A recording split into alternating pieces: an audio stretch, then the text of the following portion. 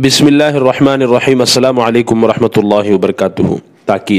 تاکید وہ ایسا تابع ہے جو اپنے مطبوع کے حال کو اچھی طرح ثابت کرے کہ سننے والے کو کوئی شک باقی نہ رہے بات کے اندر۔ اس تاکید کی دو قسمیں ہیں، نمبر ایک تاکید لفظی، نمبر دو تاکید معنوی۔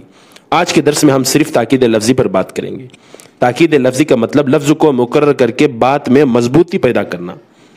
وہ کبھی اسم کو مقرر کر کے بات میں مضبوطی پیدا کرتے ہیں، جیسے جاء محمد محمد ہی آیا، دوسرا کوئی نہیں آیا۔ جاء فعل ہے، محمد یہ فاعل ہے اور یہ مؤکد ہے، دوسرا محمد یہ تاکید ہے۔ مؤکد اپنی تاکید سے مل کر فاعل، جاء فعل اپنے فاعل سے مل کر جملے فعلیہ خبریہ ہوا۔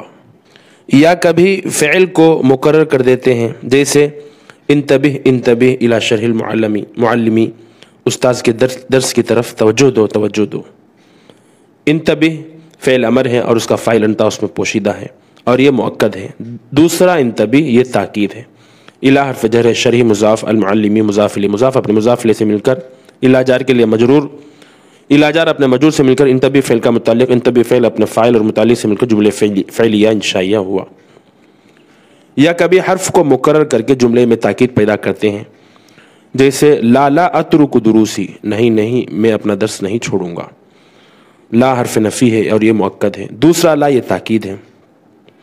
اترکو فعل اپنے فاعل، اترکو فعل بفاعل، دروسی مضاف اپنے مضاف الیہ سے مل کر مفعول، اترکو فعل اپنے فاعل اور مفعول سے مل کر جملے فعلیہ خبریہ ہوا۔ یا کبھی پورے جملے ہی کو مقرر کر دیتے ہیں تاکہ مخاطب متوجہ ہو بات کی طرف، جیسے حضر المعلم قد قامت الصلاۃ قد قامت الصلاۃ۔ حضر المعلم یہ پورا جملہ ہے، یہ مؤکد ہے۔ دوسرا جملہ یہ تاکید ہے۔ تاکید کی یہ پہلی قسم یعنی تاکید لفظی، یہ بالکل آسان ہے۔